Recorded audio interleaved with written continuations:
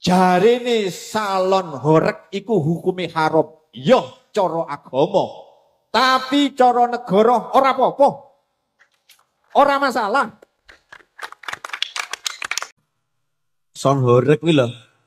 Kaya diharamne barang. Batin kula apa diuntal kok haram aku. Masyarakat sendiri sudah melalui itu tadi sudah melalui musyawarah untuk mufakat. Misalkan ada bayi, ada orang tua, ya kita sisihkan dulu. Super NN Audio Present. Sebentar, saya harap teman-teman tidak skip video ini. Kita bahas pelan-pelan, kita bicara pelan-pelan. Nah, di sini saya tidak akan bicara soal halal atau haramnya son horeg. Tetapi di sini saya akan membahas lebih objektif atau spesifik. Kenapa dihalalkan? Misal ada yang menghalalkan. Dan kemudian kenapa diharamkan? Kenapa ada fatwa haram? Dan yang terakhir, membandingkan antara yang mengharamkan dan yang menghalalkan. Walaupun demikian, digarisbawahi bahwasanya mau diharamkan mau tidak, bagi orang-orang yang suka ya bodo amat, dan bagi yang tidak suka bukan soal haram, bukan soal tidaknya, ya tetap saja tidak suka. Oleh karenanya saya di sini tertarik untuk membahas. Nah, pertama-tama sebelum saya lanjut kepada apa yang saya sampaikan barusan, saya mau berbicara dulu, mau mengomentari dulu video-video yang saya jadikan sebagai intro barusan. Yang pertama di sana sebuah organisasi sudah tertera di awal video ya. Pimpinan organisasi mengatakan di video awal di sana menyampaikan, loh ini kan diharamkan oleh agama, itu kan cara agama yang haram, tapi cara negara boleh. Maka saya komentari ini adalah merendahkan hukum agama.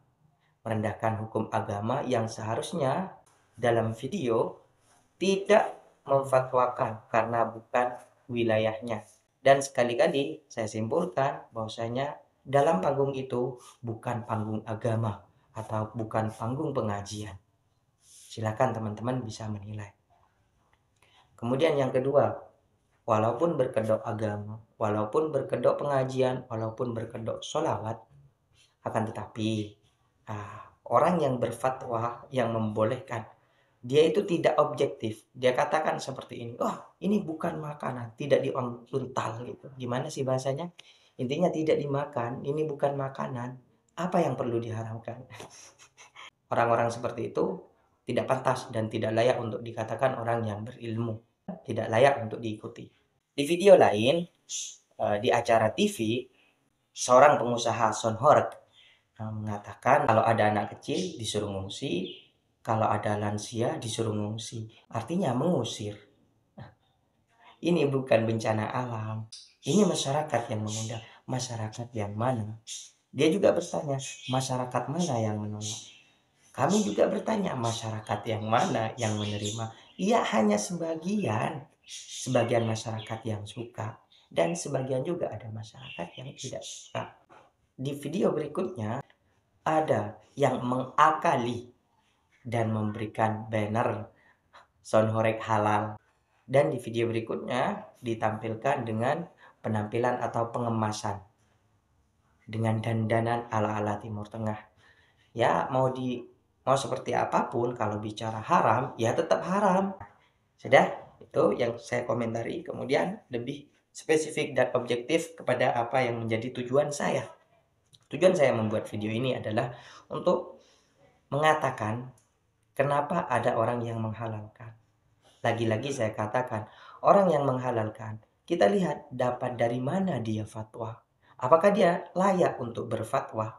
Penceramah tidak bisa disamakan dengan fatwa.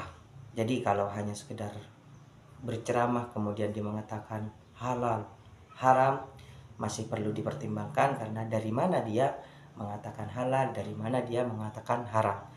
Berbeda dengan sistem bahsul masail atau sistem musyawarah yang sudah jelas-jelas mendatangkan ahli-ahlinya, kemudian di sana dibahas berjam-jam, banyak referensi yang dihadirkan. Barulah kemudian setelah clear di sana akan diputuskan haram atau tidak.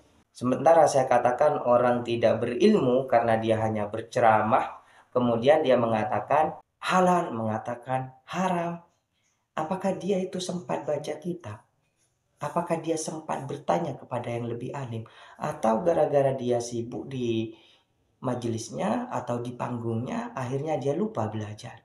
Terkait video yang menampilkan halal, logo halal, ya tidak masalah. Hak-hak mereka juga, karena mereka ya memang suka, mereka itu ya memang hobinya. Mau dihalalkan, mau diharamkan, mereka tetap jalan.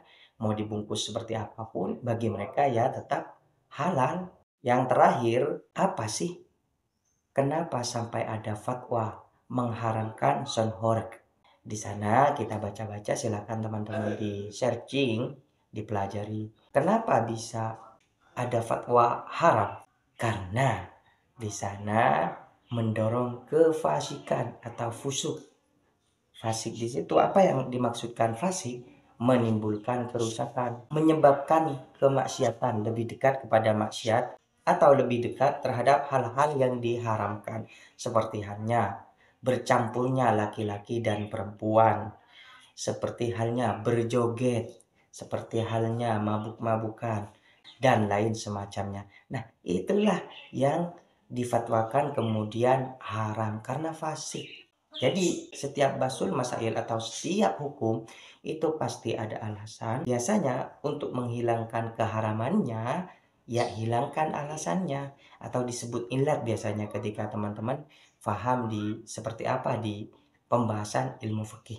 Ya hilangkan kefasikannya, tapi bisa tidak. Saya tidak terlalu peduli sebenarnya, hanya saja ketika ada hal-hal yang seperti ini, saya juga tertarik untuk mengomentari. Mungkin itu saja yang bisa saya komentari, atau itu saja yang bisa saya sampaikan.